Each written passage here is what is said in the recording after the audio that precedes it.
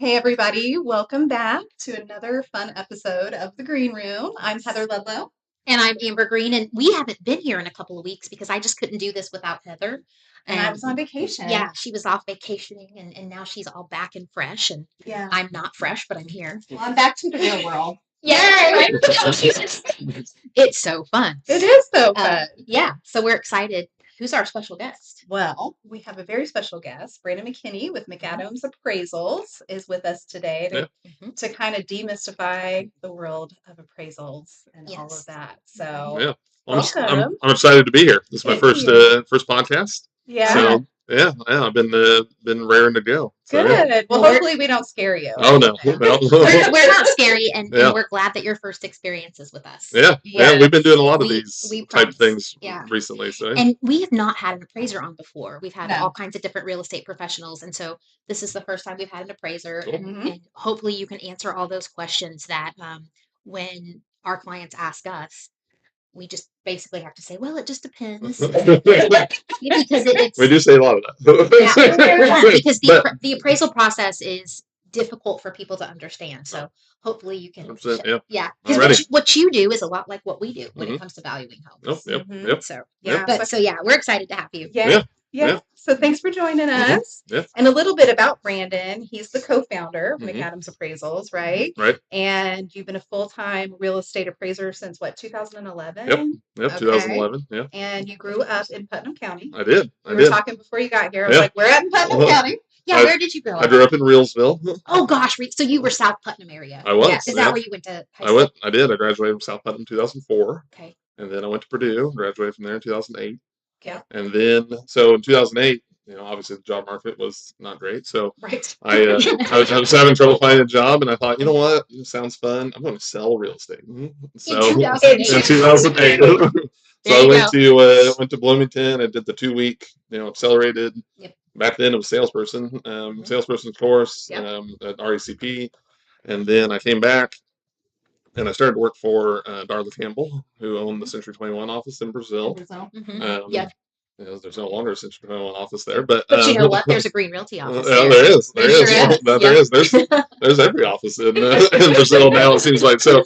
Brazil was always town. I grew up just off the Putnam County line. So when you went to town, you went to Brazil, and I started working for Darla, and in 2008, and then in 2010, I got a broker's license. Okay. And because at that time, Darla was selling a lot of Fannie Mae REOs. Yeah. And so she started to ask me to help her with that. And I thought the BPO valuation side of the business was really interesting. So I went and got a broker's license in 2010.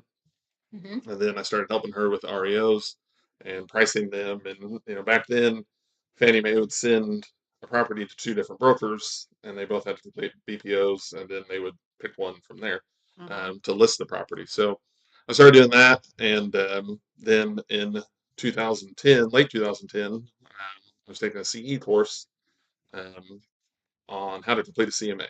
And so, Brian Conley. Comparative market analysis, which I say that is the real estate broker's equivalent of an appraisal. Correct. Yes. Correct. Yeah. So I was taking a CE course with Brian Conley in Terre Haute. And I thought, man, this is it. Like, this is what I want to do. Yeah. Like, because he was equating a lot of it from the appraisal world to the real estate world to sales world. So after the course was over, I walked up to him and I said, I want to work for you.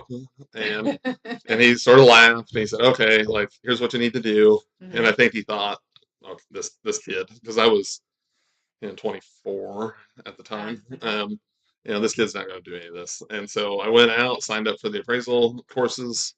So that's 90 hours of pre-licensing courses, and then you have to take a state exam, and then you have to start working for a supervisor.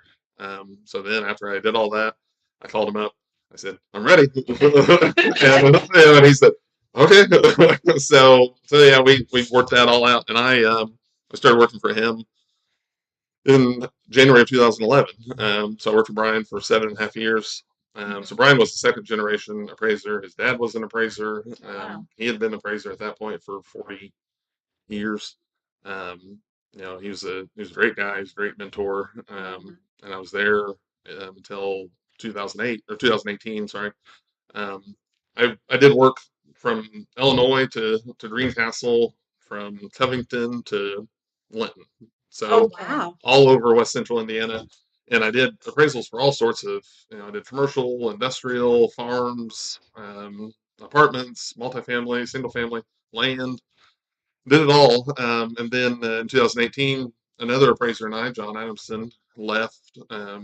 He was working for a different company. We both left there and founded MacAdams. I'm the Mac. You're the Mac. He's the Adams.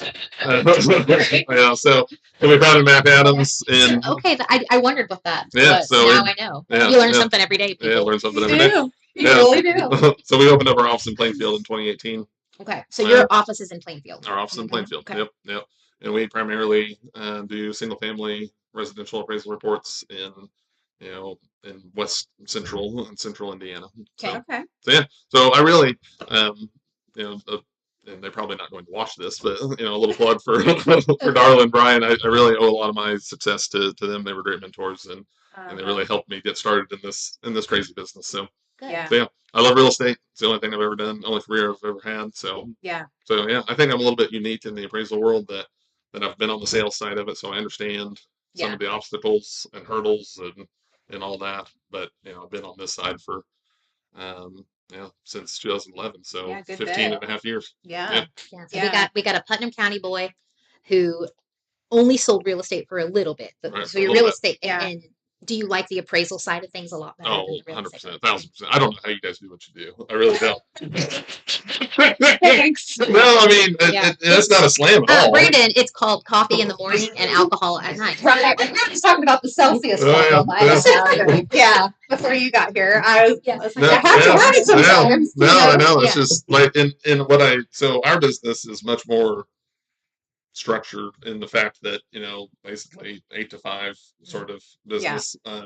We have due dates that but yours is much different. You have clients that, are contacting you all the time. So really, and that wasn't a slam for any of you, but it's a tough business, that you guys work in. So it is. Yeah, How do you feel like being a broker prepared you to be an appraiser? Well, so I really was only a broker for 8 months, 9 months before I became an appraiser. So my only real, I guess I was a salesperson, but also but anyway, what led me to the appraisal side of it was doing the valuations. You liked the doing Fannie Mae. Oh yeah, I love that. Oh yeah, I Okay. thought that was it. Like I'm a very analytical person, a numbers person, and so I loved sitting down and figuring out, okay, how much will this sell for? How much should this sell for? Based off of market research. Is that what you did when you appraised that listing of Milo and Ladoga? Just kidding. Right, Brandon. That was years ago. You didn't even remember. I had to remind you. I knew. So I'm making nervous. I'm sorry. I'm kidding. I'm kidding. No. I would. So we like to joke that we don't really like the term appraised low. We appraised it at the value that it should be. It's just lower than your expectations. We call that low. I understand. Yeah. I understand. Yeah. We're always going to have on our side. Yeah, we're always going to have. So like that kind of when you asked me about brokerage side and the appraisal side. So really we have completely different duties in this crazy world. If you're representing a seller, your job is to sell that for as much as you possibly can. Yes. Yep. And our only real job in this whole process is to determine the market value for our client, which is generally a lender. Yes. And when brokers and appraisers are in the same transaction, it's almost always going to be a purchase transaction. With a lender involved. We do a lot of appraisals for other purposes other than just mortgage transactions. But yeah, so our job is just to inform our client, hey, this is what we think it's worth, so that they can make a collateral underwriting decision on whether to lend on that property. So to our world, there's no emotion. Yeah. There's no, it's black and white. There's just numbers, and we don't. Yeah. And we have to deal with the emotional side of it, letting a seller know, the appraisal didn't come back, and then the seller, but the buyer's willing to pay that. I don't understand. They might be so that we get that a lot. If a buyer and a seller, if there's a meeting of the minds, like why isn't that the value? Yeah, is that any evidence of value at all? Because if you've got the whole idea of fair market value is a willing and able buyer is willing and able to pay X amount of dollars, and the seller is willing and able to sell it for that. So Well, is that any, do you use that, does the purchase agreement mean anything to you at all as far as any sort of evidence of value?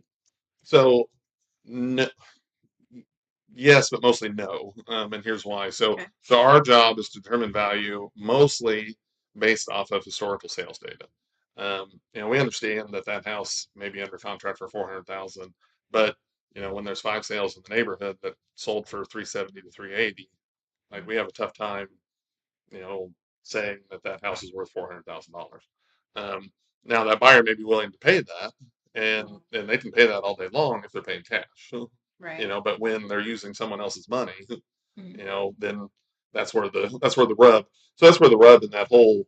And to us, an opinion of market value in the lending world is the most probable price that a property will bring, on the open market with no undue, circumstances, in cash terms.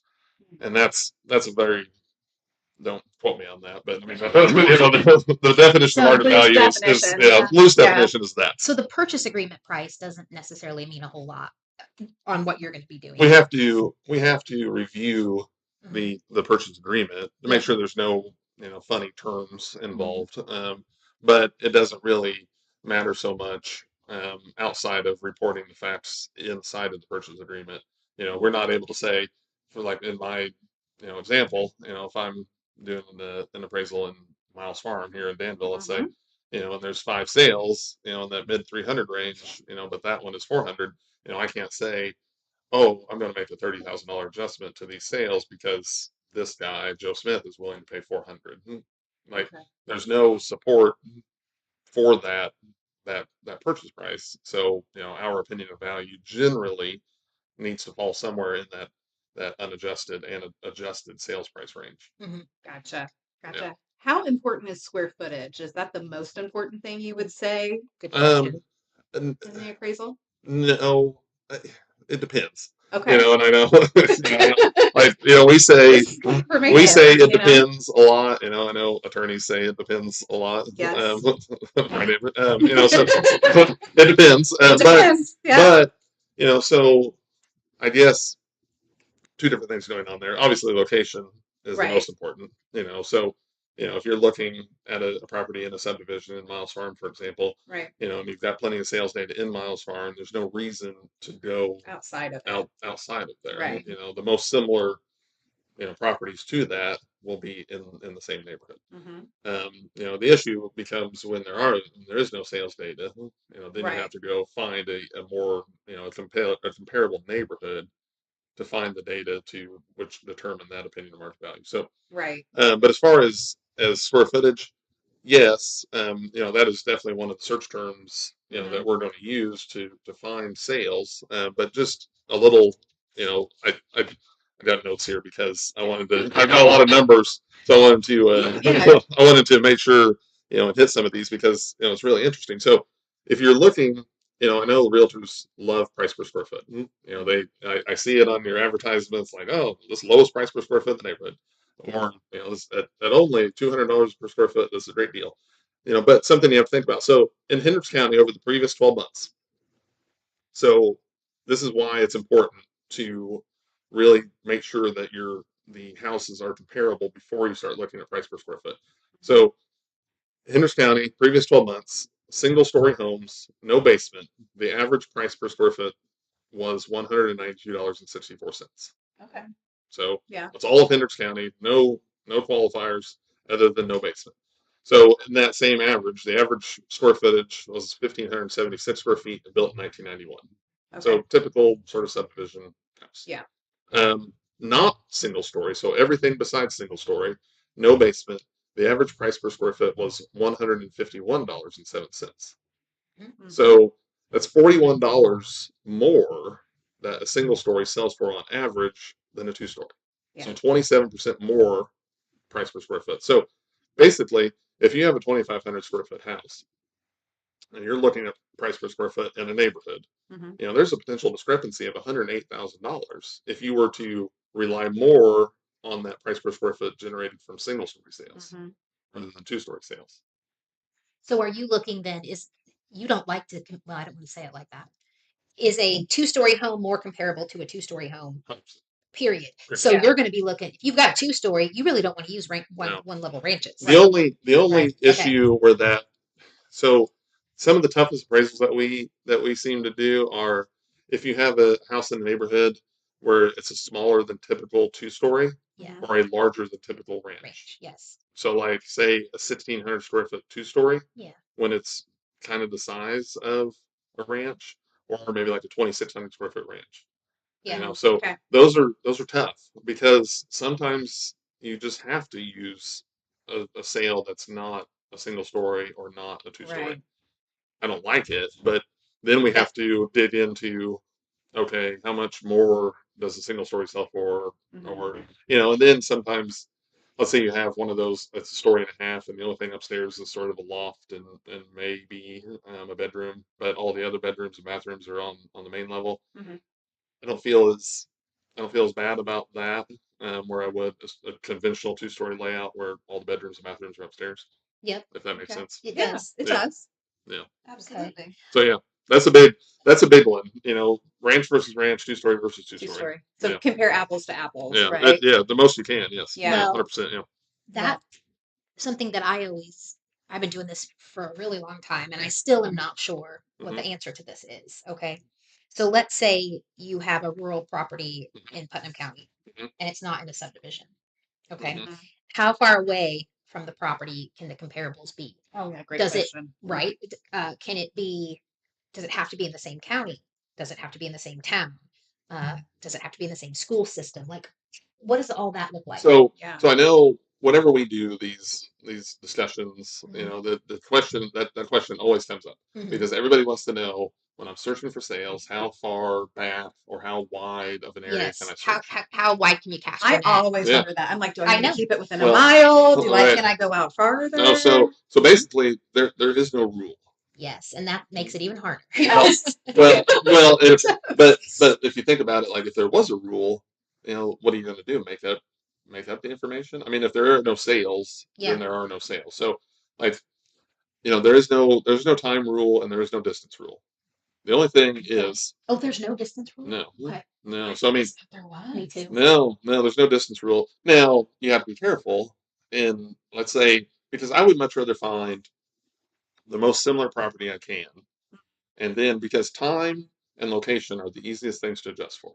Okay. When you say time, you mean The- selling within the last 6 months Right. versus the last 12 months. And obviously, the last 6 months would be more, but you'd rather find 6 months, but you might have to go back 12. Well, I That's mean, okay. I'd rather find, the last month. I Sure, mean, but sure. it's not like rural properties. Sometimes Yes. it's not, and I don't even care about 12 months. I mean, I just did an appraisal. I went back 3 years Oh, wow. Wow. Really? because, I That's mean, all you you have can to. find. That's all you can find. So I mean, that can be done and can be used. oh, If 100%. that's, Yeah. see, I always thought it was pretty much 12 months, the end. I did No. too. Yeah. I mean, Okay. and a lot of people think that. Yeah. But in my rationale, I would rather find, like I said, the most similar property. And if it's 3 years old, but it is the same Mhm. property, it's a Yep. a brick ranch, 2,000 square feet on 10 acres with a pole Right. barn and a pond. Yeah. I would much rather use that 3-year-old sale and then make adjustments for the date of sale Mhm. Yes. as opposed to using a ranch on an acre with no barn, no pond, all of that. I Gotcha. follow that. That makes Okay. sense, but I didn't realize you could go back that far. Oh, yeah. That is Either. that's sort of helpful because I do a lot of these country estates Oh yeah. out in the middle of nowhere, and so it's Mhm. hard for me to price them sometimes. Oh yeah. How do Yeah. I list this thing? They're tough. Yeah. I just did one very, a country estate, western Hendricks County. Uh-huh. My closest sale was 18 miles away, and I was in 3 different counties. Really? Oh, so you used comps from 3 different counties, and that Wow. was I okay. had to. That's excellent. Okay, I mean, that's good to know. because I mean, to me, so you have to think about it, from a potential buyer's standpoint. So let's say that you're Joe Smith, he's trying to buy this house, Mm-hmm. Mhm. or he's going to buy this house. What other house would he have bought? Oh, mhm. And Right. Joe Smith is if he's wanting to buy a house, a brick ranch on 10 acres with a pole barn and pond, he's probably not going to buy the house down the street that's 1,500 square feet on an acre. Like he's concerned about, the acreage and the amenities. He's not, it's like if that person wants that and you deal with a lot of rules, so you would know, like you understand this, they they don't want to look at a house on an acre. Right. They want that 40 acres so that they can do whatever they want to do. You're right. So, and they're not so concerned about that specific location. Would they rather be in Danville schools? Probably, but will they take Tri-West? Will they take Cascade? Yeah. Because they would rather do that than sacrifice on not getting the property that they want. Right. So now that's right. We're learning. Yeah, see, You can always teach an old dog new tricks. right. And we can always learn new tricks too in this world. You young pups too. Yeah, right. So, but no, and that let me preface all that, with, we're not going to do that if we've got a house in a subdivision with plenty of sales. We're not going to go back 3 years just to try and support something, when we have plenty of. This is more for of resets unique, acreage, a lot of amenities that aren't, there aren't a lot of sales of. Yeah. So yeah, that's cool. That's really interesting, and you taught me something new today. I know. And one of these questions too, because people ask this all the time, sellers. How important are the updates that they've made to the home? How important is the quality of the construction? Like, are you really looking at those? The inside of it. I mean, are you looking at? I don't think you're looking at how neatly they keep the house. No. Right. Because I always tell my sellers, you don't need to clean up for the appraiser. No. It's not like a showing, really. Right. That's what I tell them too. Yeah. But are you looking at things like what type of flooring they have? Are you looking at things like what do they have a quartz kitchen countertop versus just plain old laminate? Like, do those things matter? All that matters. Do they matter? It depends. The title of the show today is "It Depends." Well, because it can depend on whether is that $150,000 house or $1 million house. I mean, so how much is that worth? It depends. It depends if you have a kitchen that would cost $100,000 to remodel, or a kitchen that would cost $10,000 to remodel. So all those things matter. But of course, all of that matters. Like when I was searching for a house, it took me a while, and because I knew what I wanted, and so quality level definitely matters. And I think quality matters definitely to a lot of buyers. They're not going to buy and tract subdivision when they want a custom home, right? Or probably vice versa, because the tract probably can't afford the custom home. But so yeah, all that matters. But it's tough to sit here and say, like, okay, if they have a super well built, high quality finishes home, how much more is that worth than, and that really depends on the market data in that neighborhood, because you can find houses that weren't finished as well, you sort of look at. Right, like a case by case basis, and it's not really a rule. Again, there's not a lot of true rules. It's more maybe it's very subjective. Yes, and maybe common sense and things like that really probably play into it. Yeah, and I wouldn't say subjective just because subjective makes it sound like, I'm not. No, I mean, I'm impressed that you use that big word. So, I like big words. Subjective to me means that if 5 appraisers would have 5 different answers for that, but we all should have roughly the same answer, because we should all be looking at the same data. Right. And see, this is where it plays in, where a good appraiser matters. Yeah. Because different people, a good appraiser is going to look at the data in a certain way versus maybe an appraiser that's not as good is going to look at it in a different way. And it's just like in anything, you have good and bad. Yes. Like same with real estate brokers, there's good and bad real estate. 100%. Yeah. So last week we did a lunch and learn, and at the end of an hour and a half in-depth discussion, an agent raises their hand and says, "Hey, can I get your latest adjustment list?" There's not one. There's not one. I mean, so can we get that 2026 model, please? I mean, we don't have, because it varies so much. Yeah, makes sense. Yeah, that is something that kind of struck me. I mean, I get it now that I've been in the industry for a long time, but when I first started, I was like, well, I didn't understand how you guys made the adjustments and how they were all so different. Because we have to make adjustments when we do a comparative marketing analysis, and at this point, I just kind of go by feel and my knowledge of the market and things Yes. more so than I'm going to adjust $5,000 for an extra bathroom. Right. Yeah. Yeah.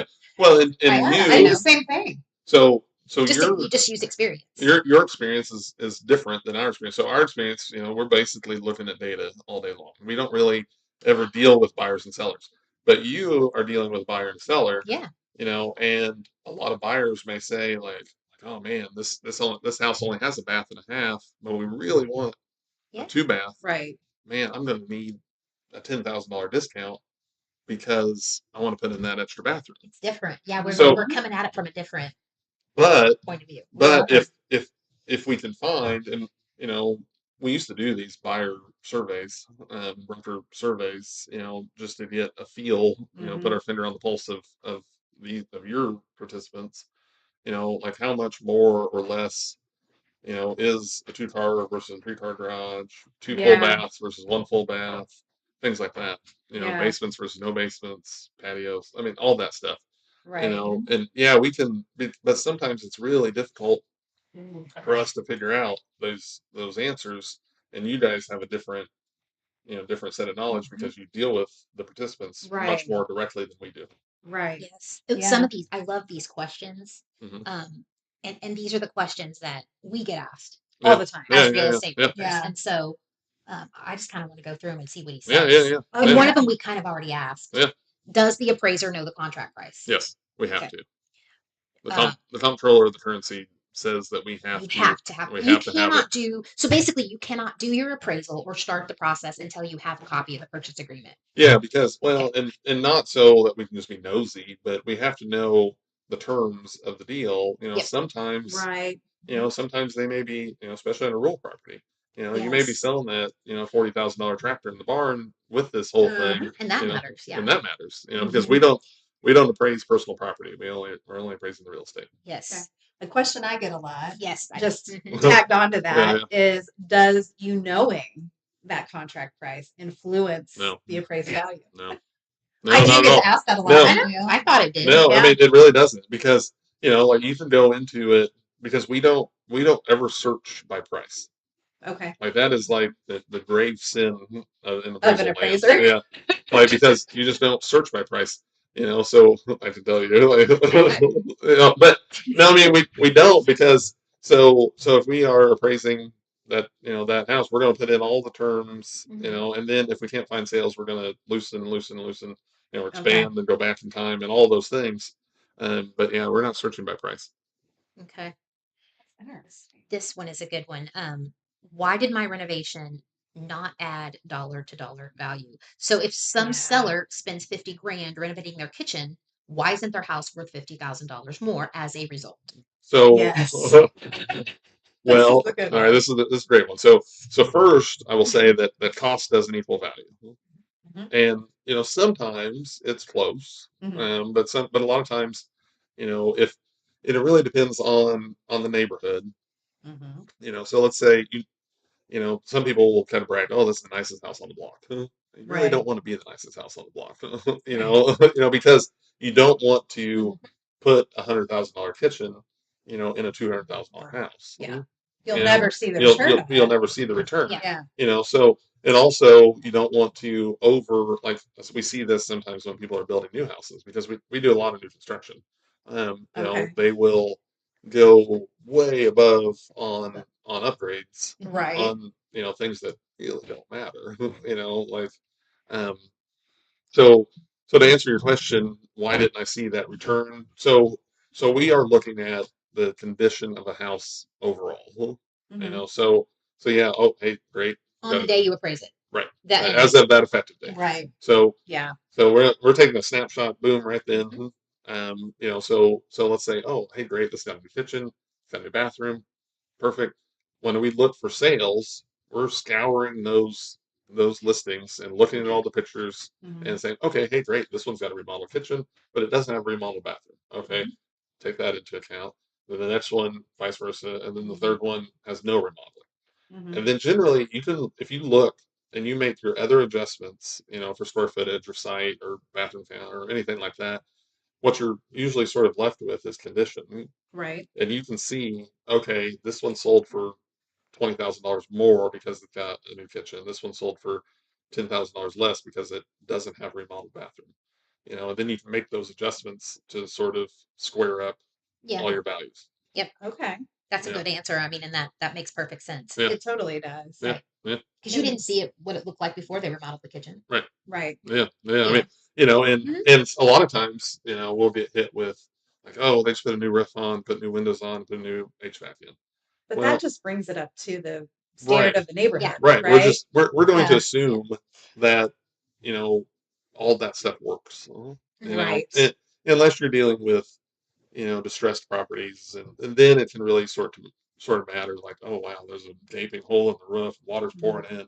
But if you're talking a house in an average condition, the roof should not leak. The windows should work. Right. The furnace and air should work. Right. But to a buyer, those things may be appealing. Right, because they're not going to have to worry about that. Right. But to us, it's super hard to quantify something like that. Yeah. Okay. All right. So be honest with us. Does cleanliness matter? Cleanliness? Does it matter when you walk in and the place is a mess? Does that hurt the appraised value? Are you talking clutter or are you talking dirty? Both. Either or. Like to me, I mean, like if I'd say 50% of the houses we go in are in some sort of moving process. Okay. So clutter is probably not a big deal. No, not at all. I mean, if they have boxes, just the house I went in yesterday evening, I was selling for $500,000 and it's full of moving boxes, and that has no bearing on.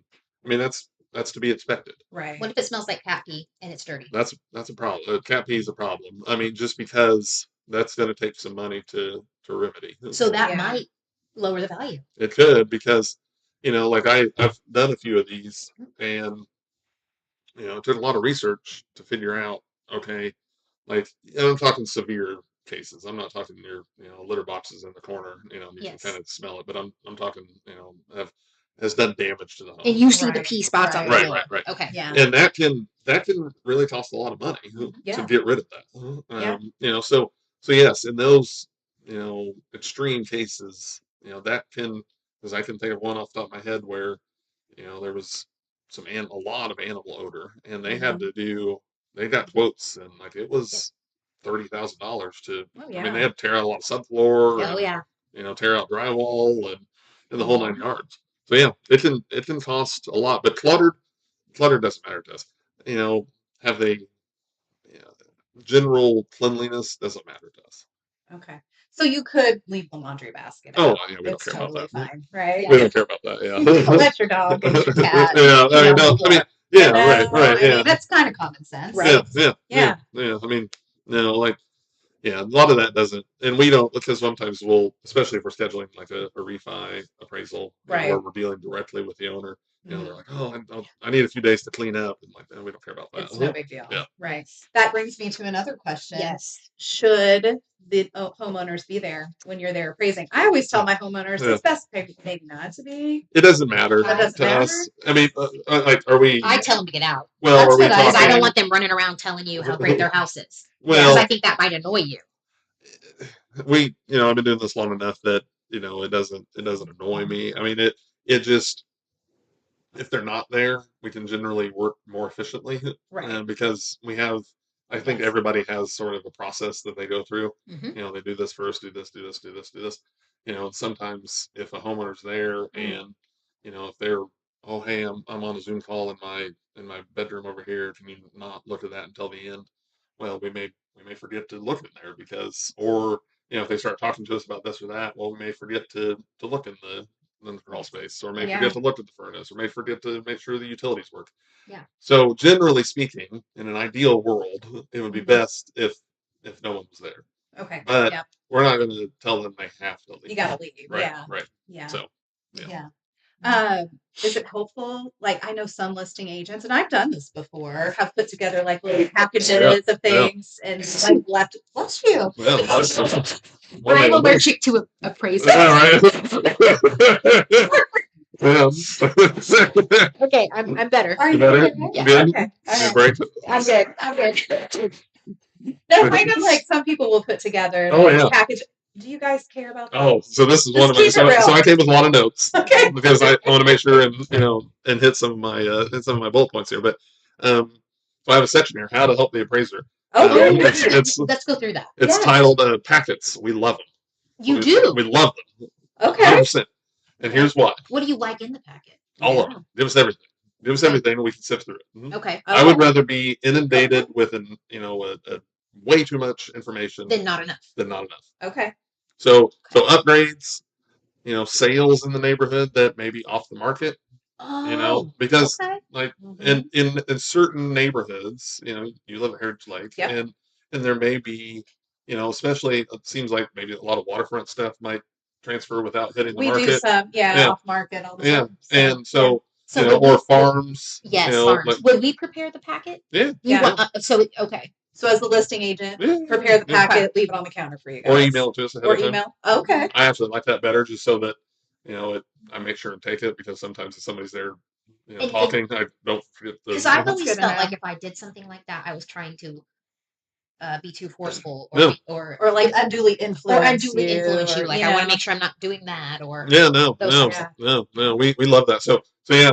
So any sales information, like I said, that may not be on the market, or hey, Jim sold his house down the street, but he and Sharon were in the middle of a nasty divorce, and they sold it way less than they should have. Right.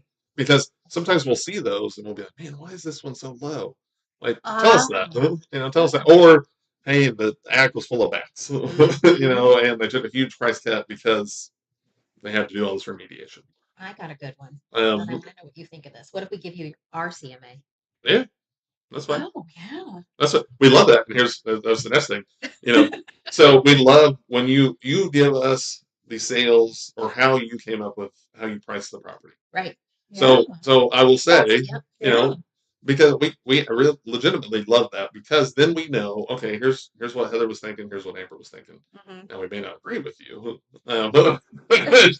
but you should. But then why? But then we know, okay, here's where they're coming from. Here's what they were thinking. Right. And then it'll have us take a second look at it and say like, okay, I can see that, or like, oh man, this lady, You can see take a course. You want to know what I told an appraiser once? Oh boy. I said I know a whole lot more about property values in Roachdale, Indiana than you do, and I can prove it. Yeah. And I proceeded to prove it. Well, I was getting ready to say you probably proved I do know more about. I mean, you do. Nobody sells Roachdale the way I do. Right. Nobody cared about Roachdale enough to try to sell houses in Roachdale. Yeah. Right. And I did. So I care. Yeah. So I know. So you know. Oh yeah. So there are certain. I feel like that with waterfront properties and Heritage Lake properties. Right. That's your niche. Like my specialty is I know how to sell something in Roachdale. Yeah. So unfortunately we can't be specialists in everything. Yeah. Yeah. But what we can do, like I know, there's certain agents that live in certain lake communities or certain golf courses or certain rural communities. Yes. Like, hey, I know Amber, she's a Roachdale queen. I'm gonna call her up because I got this. I can't figure this out. Yeah. I'm gonna call her up for some information. Or Heather, I'm working on this waterfront place in Heritage Lake. Help me out. Yeah. We know that, and we reach out to those people because they are an expert in that area, and we can work with our peers to figure out something. Yeah, and we should be helping each other. Right. We totally yeah. should. Yes. Yeah. So, so like we love when you give us information, and then don't worry about too much. We can especially sift if something looks odd and we can explain it to you. Correct. I like this. Okay. Yeah. I like that because I've not done that because I don't want to overstep. Like I want to respect your ability to do your job and me not try to push myself into that process. Yeah. So I've always just sort of stayed out of it. Now, if I get asked a question, I answer right away. Right. I definitely do that. Right. Yeah. But I've never done. And also, sort of on another thing that the realtors can do that will help us, and if it's not a transaction that we were working on together, but let's say you sold a house and there was something a little bit funky going on. Put that in agent marks. Yes. And the VLC talk about. You look at those. Oh, and see, yeah. I've always put way more information in the agent to agent marks than anybody else does. Oh yeah. Because I've always thought the appraiser is going to see it. Yeah. We I'm glad read you're every letting one. me know, Yeah. because I try to explain odd things, Yeah, oddities. That's where I address them. Yeah, Yeah. and you should. I mean, that's Okay. the place to put them. Yep. Because only all of us, on the inside will see that. Right. And then we can say like, oh, okay, that's why that place sold for so much less or sold for so much more or whatever. Yeah, because otherwise you have no clue. And then we have to call you, and then you may or may not answer the phone, and then we're up against the deadline. That's called ghosting. Nope. I've heard you. I'm talking about. I've heard you do that. I don't understand. Yeah. So yeah. All right. But no. So another thing that how you guys can help us. So let's say that we do obviously. I'm sure a lot of FHA, USDA. Yes. So many, and we have that on our list to talk to you about. Yeah. So if the property has FHA issues, and you think you're going to accept an offer, because you can probably tell before the transaction, even before you list something, oh, this is probably going to be a USDA or an FHA deal, just because it's a lower price point, starter home, where it's located, things like that. If it's going to have FHA issues, just go ahead and get it fixed up front, if you can. Yeah. I mean, I understand some sellers don't have the means and all that, but then you probably shouldn't be accepting an FHA offer on that if they don't have the ability. So, because truth be told, we don't like to have to call things out, make things subject to. A lot of agents say like, oh, you just did that, so we'll buy your dinner. That $150 reinspect fee. We don't want to do it. It throws a wrench in your dinner. That's what they say. And they're like, see, I am a really nice person then, because I have never said that. So we don't want to, because it's usually a super fast timeline thing, and we got to go back out to the house, got to get it scheduled. Throws a wrench in our timeline, and it really it's not. It's not worth the money to us. You're calling things out so you can make $100. No. Yeah. 150 now. Oh yeah. Inflation. Yeah. Get an extra drink at dinner. Gas prices are high. The economy. And let's say that it's unavoidable. Say we go out and do an FHA appraisal. Yeah. And there's peeling paint all over the place. Which happens a lot. So once you, let's say you work through all that, get it done, we can't accept your pictures, or we can't accept the owner's pictures. You gotta take we actually have to go back. And the reason we do is on the form, we certify that we inspected the property on this such and such date. Okay. So FHA, USDA, and VA, the types of conditions that are called out by appraisers on those three types of loans, are they pretty similar? We don't do VA. Okay, so just FHA and USDA. Are those two pretty similar? They're the exact same. So they're identical. They follow the FHA 4000.1 handbook. All right. So there's no difference in an FHA or USDA loan regarding the condition of the home. Correct. Okay. VA is a little different. VA is a little bit different. I don't know. I think I'd call it more strict. Well, I know recently there's been a lot of changes for both, but I don't want to steer you wrong, so I don't want to comment on that one. And then, are you calling out conditions that must be met for condition on conventional loans as well? So if it's a safety issue, only safety issue. Yeah, we're supposed to. So let's say, for example, the most common on a conventional would be if you had a deck, and especially the deck is not on the ground. Let's say it's like a walkout basement, and you've got a deck that's 12 feet above the ground, and there's missing boards or rotting boards, or the railing is gone, things like that. We're going to have to call that out. That makes sense. It's not because we want to; it's just because it used to be that convention. It used to be that I could safely say, and you tell me what you think, Heather. I used to feel like I could say to a seller, if we get a conventional loan, all the appraiser is going to do is appraise it for value. Yes. Yeah. If we get a buyer with FHA, USDA, or VA loan, the appraiser is going to do two things. They're going to appraise it for value, and they're going to make sure it meets all the safety and habitability requirements of these government loans. Right. Yeah. But now I don't think I can say anymore. All the conventional appraiser is going to do is appraise for value, because they're also going to call out any safety concerns. But it used to not be like Correct. That. It used to not be like that. Right. Correct, when did that change? Yeah, because it was never like that. In the last 5 years, probably. See? Yeah. Okay. I mean, Fannie Mae is the selling guide. So there's the HUD handbook 4000.1, and then there's the Fannie Mae selling guide. Those are sort of the two Bibles, if you will, of mortgage world. So safety issues. If it's a glaring safety issue, and you guys would probably be able to easily spot those. Right. If there's a glaring safety issue, then that's going to need to be addressed. Yep. Okay. And I know, and I remember the first time, and I always just go back to, everything changed after COVID. because it was within the last 5 years. Yeah. But I remember the first time, Jake Frecker was the lender, and a conventional loan. I mean, this was when I was on the buy side, and my buyer was putting 20% down. I also represented the seller. But what I remember was when that appraisal came back, and conventional, and there were like 5 different conditions to be met, and I picked up the phone and I said, Jake, what is going on? He's like, calm down. I was like, well, this is a conventional loan. Like, I don't understand. And then he had to explain to me that this is now we're in a different world. And I'm like, well, I like the other world. We do too. Yeah. I mean, so trust I remember me, that. We don't was like a it. shock to my system. Yeah. So basically, any safety issue we're supposed to make the appraisal subject to those repairs. Jeez. Okay. Yep. And that was about 5 years ago when that changed. Yeah. So that's unfortunate, but that's the way it is now. Yeah. Speaking of like changes, I know there's going to be changes. There's a new form. There's a new form coming for appraisers for single family lending. There's a new form. It's going to be it's UAD. Right now we're working basically the same form that we've had since 2011. There's a new form coming. It's going to be UAD 3.6. Is that going to make my life harder? Because I'm going to protest. It's supposed to make it clearer for everyone to read the appraisal. Okay. I don't know if it's going to. So basically, it's a dynamic form. So you right now, like if we have a single family home, a manufactured home, or multifamily property, or land, those all have different forms that we start with. But now there's going to be one form for all of that, and the form is going to change when you select, this is a single family.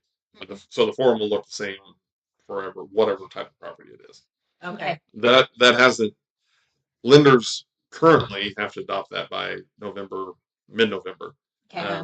But I have a feeling it's going to get pushed back because a lot of the form companies, the software companies, are having issues adopting all this. So I have a feeling it's going to get pushed back, but ask the people higher up on the food chain than me. Is that who we protest to? Fannie Mae. Fannie Mae is the one who's really pushing and they're going to be like, they won't care. Who are they these won't people? care. They won't care. So no, I know. Dang it. Yeah. All right. So that'll change a little bit. So this one is always fun. If we have a minute to talk about. Oh, sure. So common realtor. You guys won't like this. So. You're going to tell us what we do wrong now? Here it comes. Common realtor mistakes that create appraisal friction. Common realtor mistakes that create appraisal friction. Is ghosting the first? No, that one wasn't on there, but apparently it needs to be on there after today. Ghosting, Scribble it in. Yeah. So one of the things we were talking about this in the office, and so basically the moral of the story is the information in the BLC needs to be accurate. It needs to be accurate for everybody. Yes. So like garage counts, for example, that one is wrong so often. People don't have the right number of garages. Yeah. It's not that hard, really. It's really not that hard. And you'll find that I'm very accurate on my garage counts. Yeah. Because like for example, today this morning I was working on an appraisal, and I'm like, how does this house have a 3-car garage? And I look back through the pictures, but it doesn't. It's a tandem garage with space for a golf cart, or a lawnmower. That's not a 3-car garage. That's just not. No. So accurate garage counts. So the garage count in the appraisal world is how many vehicles can you fit in the garage at one time without having to move other vehicles around. So so if it's a 3-car garage, standard, but a tandem, we would call that a 2-car garage. A 2-car tandem with that extra space behind it that is not a 3-car. It's a 2-car tandem. Yeah, 2-car tandem. Okay. Now that may have some value. Yep. But it's not a 3-car garage. So garages and barns, they can't be both. Pick one. Because when we're searching for, and where that really messes things up is when we're searching for sales. And this says, this has a 5-car garage. And we're looking through the picture, and we're like, where's the other garage at? Yeah. It's a pole barn out back, or it's a pole barn in the middle of the yard with no driveway leading to it. But in the country, you can park a lot of cars. You can park a lot of cars in there. You can also park your tractor. Your tractor, your side by side. and your It's true. and your horses and all that. And realtors are going to fluff it up as they're trying to. Here's all the features. Right. Yeah. Well, yeah, they are. But also, like when you're looking for sales information, and if you're putting too many restrictions on it, you're going to miss out on potentially on that sale because you're saying, hey, I've got a 2-car garage, so many sales with 2-car garages.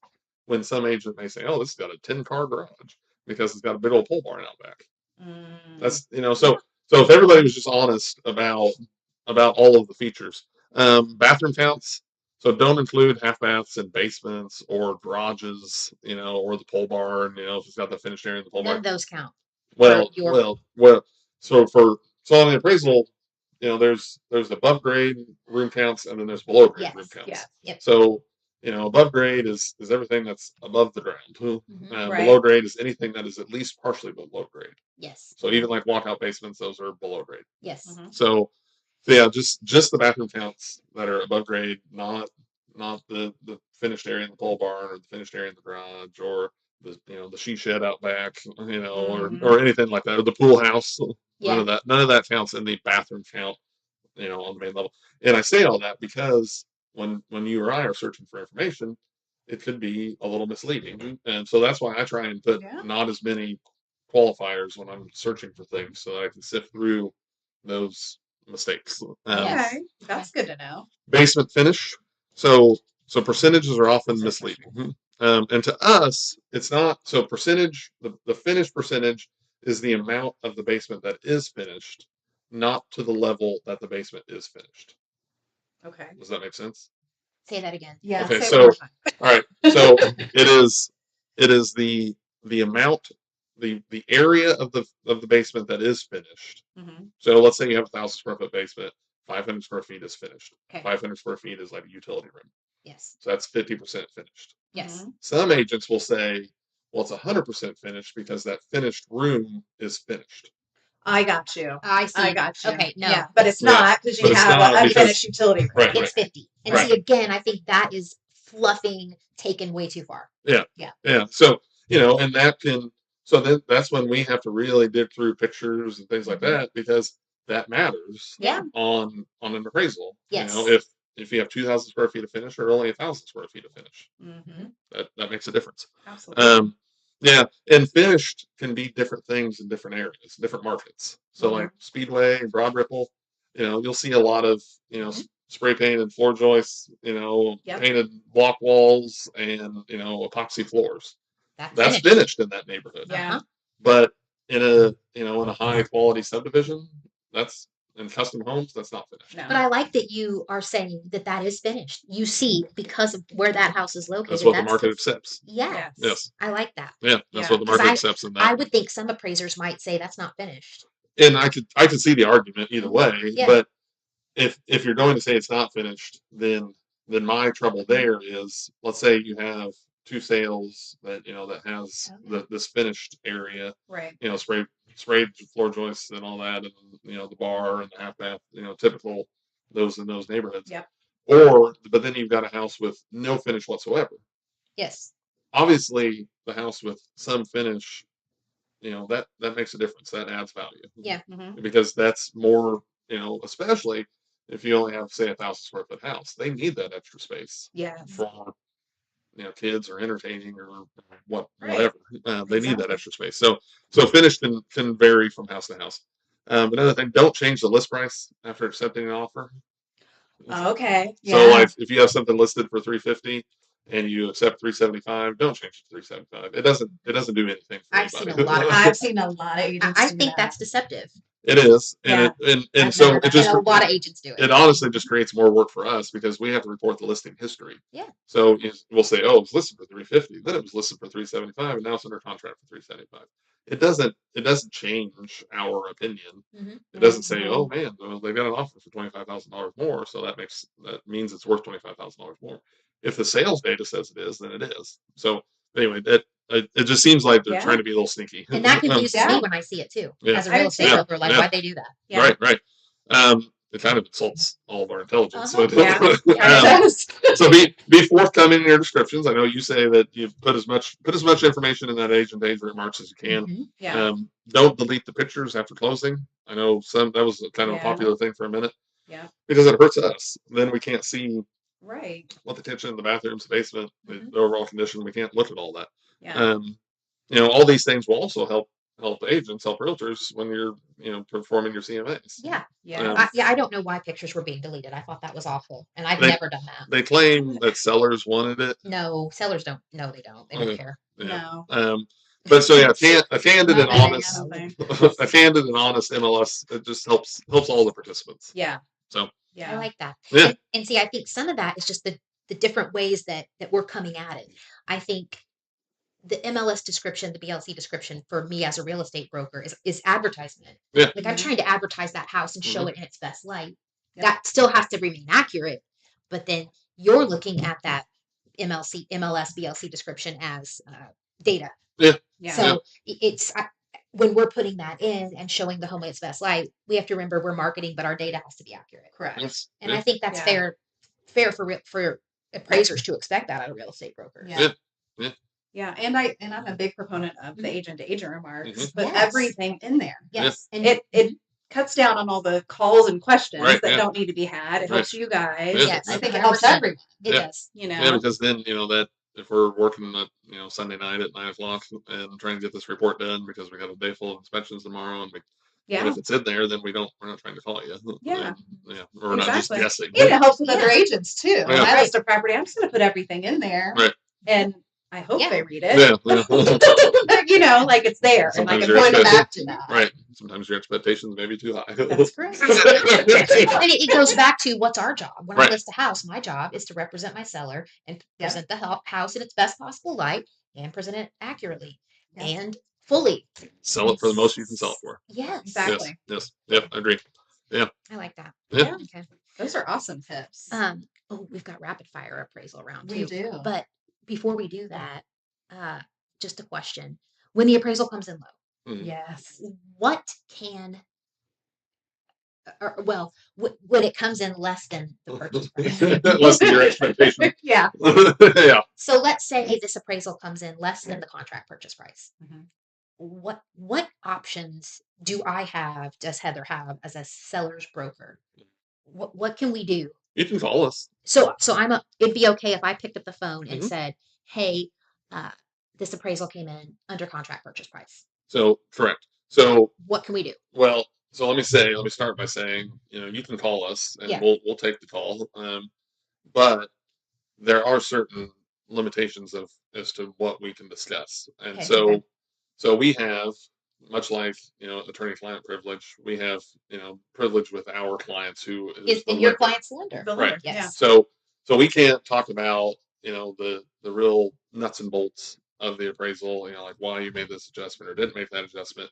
We can talk about general appraisal theory, and, generally when you make that phone call and we talk through that, because it's almost always, why didn't you use this sale or why didn't you adjust for this? And and we can talk about that, and then usually by the end of it, we can understand, they may not fully agree with it, but we can understand each other, and then that usually squashes it. It doesn't go any further than that. Now, to me, that's the better route. The more formal route would be for you to send a reconsideration of value to the lender. The lender reviews it. They make sure it meets their standards. Then they send it to us, and then they review it, and then we respond to it within the appraisal report and send it back to the lender. They review it. They send it to you or send it to the buyer. So usually we can eliminate a lot of those steps by having a conversation. Now, I will say again, there's certain things that we can't talk about. Sure. Not because we don't want to. Not we're trying to be cute or whatever. It's just we can't. So yeah, generally. But just today, I dealt with it. So this agent, she wrote a nice letter explaining why she thought, that I was wrong, and so I read through it. It was thoughtful and it was well done. Her rationale was, not based in reason, but that's okay. And Yeah. so then she sent 6 sales that, hey, you should have used these. Right. Okay. So then, I have to sift through those and research them and say, okay, I didn't use this one because of this. I didn't use that one because of that. Sometimes you'll send these sales to us and we'll be like, man, why didn't I use that sale? That's a great sale. Mm-hmm. That's why didn't I? And I will say, and I'm not saying that we're perfect, but ever since the BLC switched from Matrix to Connect, Uh-huh. sometimes we miss sales. Like sometimes, Really? 100%. Because I've done it. Sometimes I miss things when I'm doing a CMA for a Yeah. client. And then I'll go and search again. And then it'll pop up. And then it will pop So up. I'm hearing from you that it is not a waste of time No, it's not. for a seller's broker to submit And some comps to you that we Yeah. that we think you might have overlooked, and you might look at it and maybe like you're not just going to sit there and try to draw a line in the sand and say No. I'm right. It's not No. about that. No. You're really you're wanting to do the job right. Yeah. Mhm. And you might look at something that we send you that you didn't see. I really respect my profession, and I have the intellectual honesty to admit that I'm not perfect, and Right. and it really kind of sucks when we're dealing with a system that is imperfect, which Connect VLC is imperfect, and so sometimes we can do a Yes. search and then a sale not pop up, Yes. and we do the report. And then you'll send it to us and be like, "Oh man, that's a great sale. I should have used that." And then we can rework the appraisal. I hadn't thought of it like that. I That they haven't might just miss one because I've missed things too. Because you're right, the system isn't. I liked Or there's I know. 4 different names for a subdivision. yes. Yes. And then sometimes you won't put in every Yes. single one, or an agent will put Put it in wrong. it in the wrong neighborhood. Mm-hmm. It's in All of that information, all that data has been entered by human beings Yes. who might make mistakes. Right. yeah, Human 100%. error. Yeah, Yes. yeah. So No. we're always happy to take a look. I get asked, well, how often do you change it? Well, I'll change it when it needs changed. Right. I'm not, we're not going to, your job's to get as much money out of something that you can, but we can't do anything misleading or Yeah. Sure. unethical. But if we miss something, we'll be happy to take another look. Yeah. That's refreshing. Yeah. Can I had an appraisal recently that came in lower than contract Yeah, price. yeah. Yes. We're making progress here. I'm learning. And it was just last month, and I was representing my seller, Mhm. so I did an ROV, and it worked. And well, Didn't it? At first it didn't. I sent it to the original appraiser, and they decided that they were going to adjust it downwards by $1,000 after I sent an ROV. Okay. Oh. Yeah. All right, that's And interesting. so that was brought back to the lender. The buyers were mad about it. Oh, wow. And so the lender threw it out. Okay. And we got another appraisal, Mhm. and it came in at purchase price. Mhm. Yeah. Wow. Yeah. And I'm talking like we were 40 grand apart, Oh, wow. which was, I thought, a big Was swing. it sort of unique property, or was it? Not really. It was in Okay. Clayton. It was your Okay. It manufacturer. was a manufactured home. It was tough because there's Yeah. not a lot of sales data in Yeah, Hendricks County. true. I That's think true. appraisers look at those differently. Like I think so too. I think different appraisers will use different comps for manufacturers. Well, to me, I've it's, seen it to me, it's anyway. easy on a manufactured home because you can only use sales of manufactured homes. Right. That's what you're supposed to do. Well, that's what you're supposed to do. I've seen appraisals for manufactured homes that have stick-built homes on there. Yeah, they should. Mhm. I mean, I know. like, that goes back, I guess, to, if you're trying to fit in this bubble of 6 months or a mile or what have you, Yeah. then you're going to potentially miss. But yeah, I just you can't, because they're not the same animal. Right. Hey, it's not apples to apples. No, It's not at all. Not at all. Yeah. Exactly. Exactly. Yeah.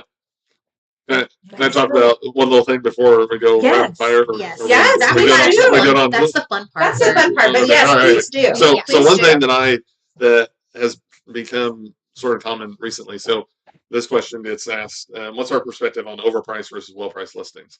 Mhm. So many times, it appears when something is overpriced, you'll see it sit on the market for much longer. Yes. And then it'll take price reduction, and then And there's a lot of that going on right now. and then it gets down to a certain price point, and then a buyer finally makes an offer, and they make an offer for $20,000, $30,000, $50,000 less, and then we come in and do the appraisal, and we can't figure out why it's selling for so cheap, Yeah. and it's because it started off too high and became stagnant or sort of stigmatized, if you will. And there's all kinds of reasons for that. And there's all sorts of reasons, but we have that a lot. So one thing I wanted to look at, like, I was like, okay, I wonder if it makes a difference where if something sells quickly, is it selling for closer to list price versus if it sits on the market, how much of a discount is the seller expected to take? So what I did, so in Hendricks County over the last year, so I looked at properties with less than 10 days on the market. Okay. And the sales price to list price ratio for properties with less than 10 days on the market was 99.26%. So sellers were only taking a 0.74% discount off of the list price if it sold quickly. Yes, that Okay. makes sense. So properties, and so on average, 99.26% with 4 days on the market. Okay, for less than 10 days. For more than 10 days, now I will say that this is off of the last list price. This is not off of the original list price because I can't pull that data. But if it's listed for more than 10 days, on average, it took a 2.46% discount with 73 days on the market. So if it's not selling quickly, on average, it's going to sit for 2+ more months and sell for 2.6% less off the last list price. Versus sells fast within 4 days. What was it again? Within 4 days, 99.26% off of the original. So less than 1%. Less than 1%. Yeah. Less than That's 0.75%. That's why pricing. Yeah. That's why pricing matters. That's why good agents matter. Yep. Because so potential difference of $6,500 with the current average sales price of $375,000 in Hendricks County. Not only that, but $6,500 discount off of the last list price, but also that's set for 2 more months that they pay 2 more mortgage payments, 2 more utility payments, 2 more insurance payments, all of that. Yeah. And then potentially miss out on another house or anything. Yeah. When it's not priced properly from the beginning. Right. And there are way too many brokers to get the listing who will price it too high. Yep. Right. Right. And they know they're pricing it too high, which is a disservice to the seller. But they're thinking, I've got that listing and I've locked them in for 6 months and we'll just reduce it and get them to come down. Yeah. I mean, that's the wrong way to think about it. That's the wrong way to think about it because But you know as well as I do, there's a whole lot of brokers out there that's how they're getting their listings. Yes. And you guys are working off of a commission model, so you're going to make more money by selling it quickly. Yeah. And you're going to get money. Everybody's going to walk away happier if it's Exactly. priced properly from the beginning. Oh, yeah. We don't list them to sit. Like, No, you don't want them to it sit. doesn't make a lot of business sense. It makes you look bad if they sit. It really does. Yeah. It really does. Yeah. Yeah. So let's hear these rapid fires. What do you Okay, got? I gotta I'm get ready. this close because I don't have my reading glasses. You want mine? No, I should take a picture. Or I could take a picture. You know what I do at the Zoom restaurant? in on your- I will take a picture of the menu Oh, yeah. and then I'll zoom in on it. That's terrible. No, It is. it's not. It Life after happens. 40. That's right. We were talking Life about after that earlier. 50, Brandon. Some of us have it worse than others. Okay. I just turned 40, so I You're turned- young. I know. I'm 52. Well, It's rough out there. it's rough out there. Yeah. It doesn't Yeah. get better. Yeah. It's all downhill from here. It really is. Yeah. We're just coasting. Yeah. Yeah, you guys. You haven't even, either one of you have hit 50 Yeah, yet. Okay. exactly. All right. You want to start? Or you want me to start? You. Okay. Okay. All right. So, what is the most overrated home improvement Man, that's a in your over This is outdoor rapid fire. outdoor areas like if you have a $300,000 house, you put a $50,000 patio with an outdoor kitchen and et cetera, or a pool, $100,000 pool in a $300,000 neighborhood. Okay. Yeah. Most overrated. Perfect. What's the Perfect. most underrated home improvement? Kitchens, baths. Yeah. Okay. Yeah. Carpet or luxury vinyl plank? It seems like now, vast majority is LVP. Yeah. That's what I'm seeing. Finished basement or larger garage? Are you asking me personally, or are you Yeah. talking in the appraisal world or Yes, appraisal world. appraisal world? So Yes. generally, your finished basement would be worth more than that third car garage. Okay. Generally speaking. Waterfront view or 5 acres? Which one do you prefer? That's just my Preferred? You just have. I mean, Okay. prefer, like, preference, my I'm person. asking you your personal preference. Oh, We're So okay. just for this one, you're good. Yeah, we're Yeah. good. Okay, just for that one, Yeah. waterfront. Okay, Okay. I agree. Yeah. Ooh, now this one, I think this is appraisal standpoint. Yeah. Okay. New construction or historic home. Those are, I mean, that's like asking, if I want a brand new Corvette or if I want a 50-year-old. I mean, like they're both great, but they're not They're just not similar the to same. each other. What about what you like? What do you What I like? Yeah, new construction or historic home. Probably a historic home in a historic neighborhood. Me too. Yeah. They're pretty cool. They're pretty cool. Yeah. And great tree line street. Yeah. Oh yeah. Yeah. Oh yeah. How about the easiest property to appraise? Subdivision where they're all within 10% of square footage, and all built within 2 or 3 years. Milestone. All no. Well, Actually, 2-story versus. well, right, but there's 4 different sections out there. Oh yeah. Yeah, that's true. So and they Yeah, can the still reserve, right, reserve. So yeah, easiest is a subdivision, no basements, all 2-car garages, all built within a few years of each other, all similar square footage. Okay. Most difficult property type to appraise.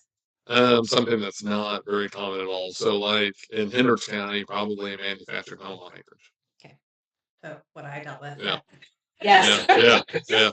How about one feature that sellers believe add more value than it really does? And we may have already kind of addressed Roofs, this in HVAC, windows, yeah, generators, things like that. generators as Yeah. well. Yeah. Okay. Good to know. One feature sellers forget to mention that could matter. That's interesting. I would like to think that we could pretty much see anything when we're there.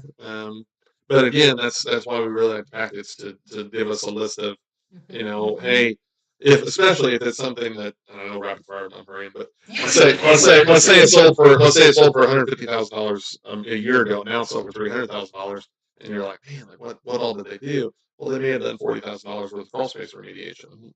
Like that, and that can happen. So at least then we can explain why.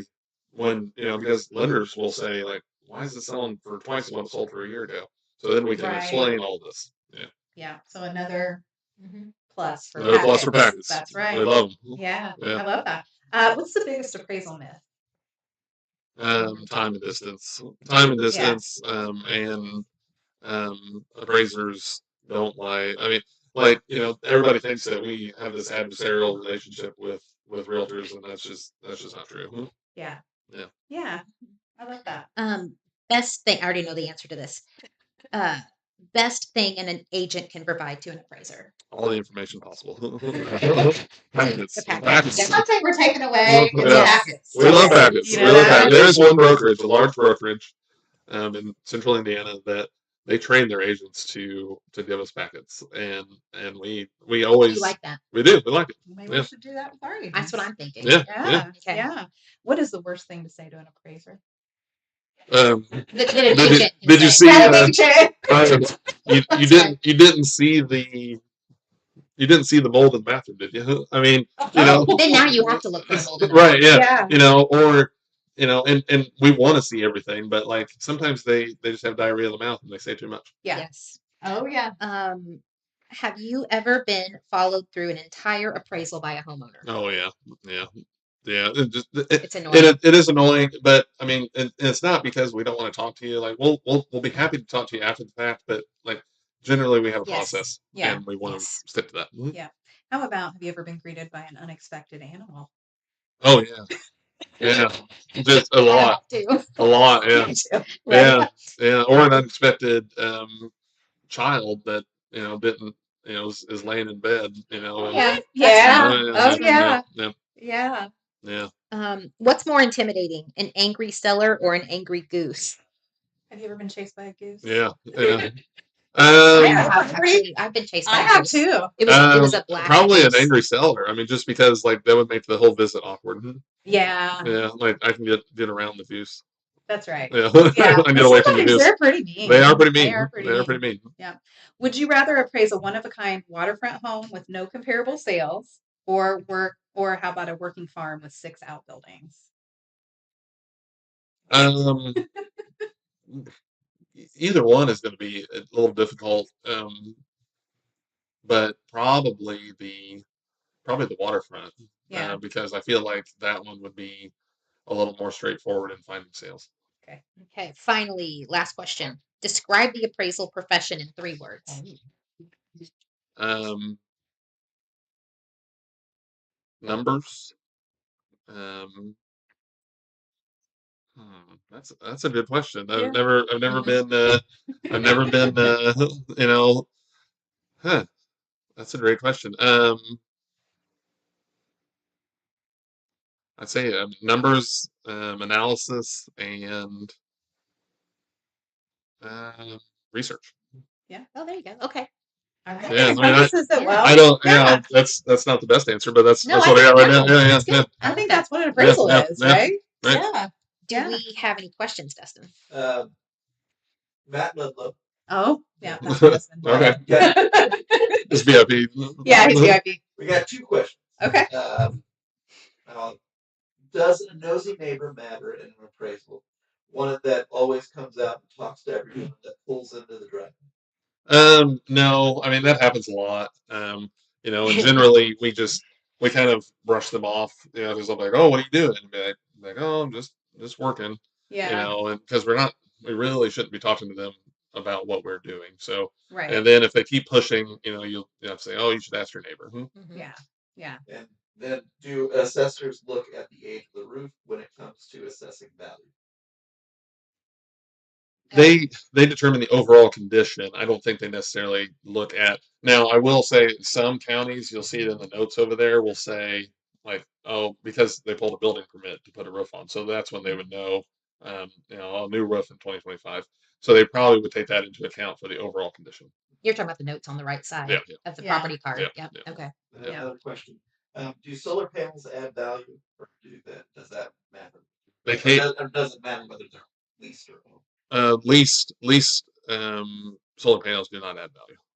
That's own could Okay. could Good. depends. It depends. Well, it depends on if you're in Putnam County and you can't find any sales data with solar panels, then that just means that they're not that popular yet. In 10 or 20 years, they'll be much more prevalent. Right. But I will say, I've never ran into a situation where the solar, because I asked the sellers, and we'll say like, oh, how much did you pay, and how much are you saving? Mm-hmm. I've never ran into a situation where the return on investment is a good investment.